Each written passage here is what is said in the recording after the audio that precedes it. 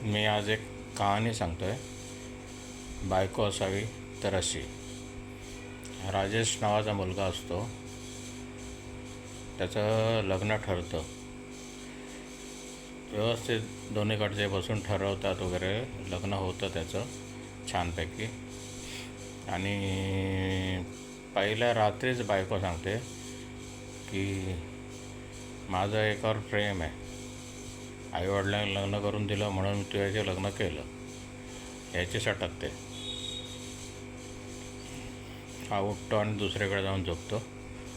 आणि सकाळी उठल्यावर आईवडिलांना सांगतो की एक काम करा, हिला माहेरी पाठवून द्या.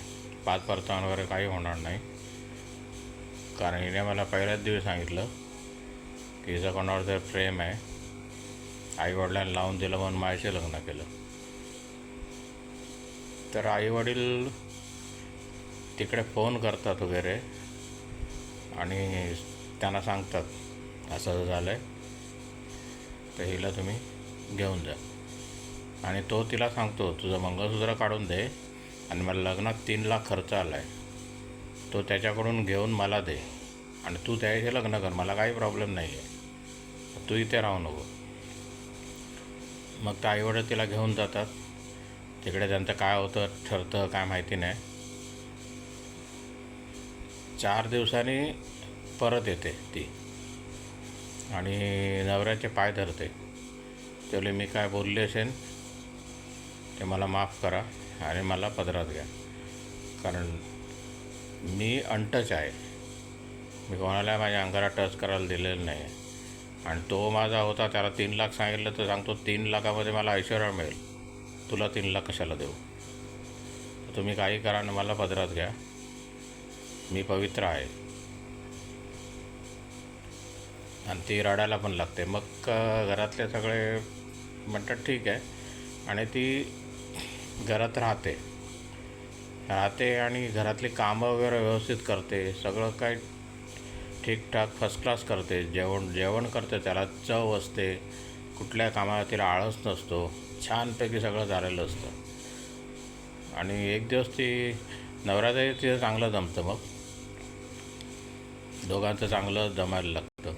एक दिवस नवऱ्याला सांगते तुम्ही एक काम करा ना, दाढी करायचं सामान आणून द्या मला, ते न्हाव्यांकडे असतं ते, मग तुमची दाढी केस सगळं मिक्स करेन, मला एक्सपिरियन्स आहे, कारण माझ्या आजोबांचं मी करायचे. तो म्हणतो सामान कुठे मिळतं मला नाही माहिती. ते म्हणते मला माहिती आहे ना, तुम्ही मला घेऊन चला. मग ते जाते, ते सगळं सामान आणते, वस्त्रा बिस्तरा. मग नवऱ्याची दर 2 दिवसांनी दाढी करते, त्याचे केस वाढायला देत नाही, छानपैकी कापून देते नेहमी. आणि नंतर सासरा म्हणतो अगं माझे पण कापतो, मग त्यांचे पण कापते. आणि नवऱ्याच्या ऑफिसमध्ये सगळे विचारतात तुझी दाढी भोपळासारखी वाढायची, आता एकदम क्लीन शेव असते, केस तुझे कधी वाढलेले दिसतच नाहीत. तो म्हणतो हे सगळं माझी बायको करते, त्यामुळे काय प्रॉब्लेम नाही आहे, मला सलूनमध्ये जावंच लागत नाही. ते म्हणतो वा नशीबवान आहेस. आणि नंतर ती नवरा सांगते तुम्ही एक काम करा, एक शिलाई मशीन मला आणून द्या, मला शिलाई काम येतं. मग तो तिला शिलाई मशीन आणून देतो. ती आजूबाजूच्या लोकांचे ब्लाऊज वगैरे शिवते, लेडीजचे कुर्तीज वगैरे शिवते, सगळं तिला येत असतं आणि परफेक्ट शिवते. त्यामुळे काय होतं तिच्याकडे गिरायकं वाढत जातात आणि ती एक चांगला पैसा पण कमवायला लागते. आणि हे सगळं कमवत असताना ती कधी घरातल्या कामाची दुर्लक्ष करत नाही, ते करतेच सगळे.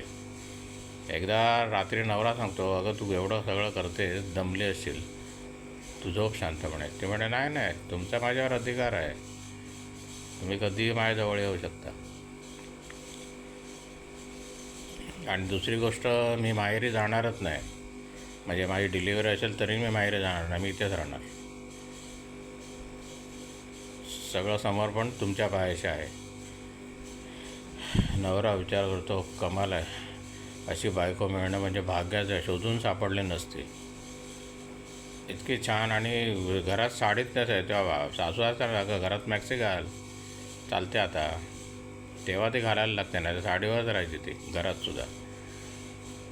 नवरा पण एकदम खुश. एवढी चांगली बायको मिळणं म्हणजे भाग्याचं लक्षण आहे. आणि काही कष्ट सहन करून मिळाली, पण छान झालं सगळं. थँक्यू.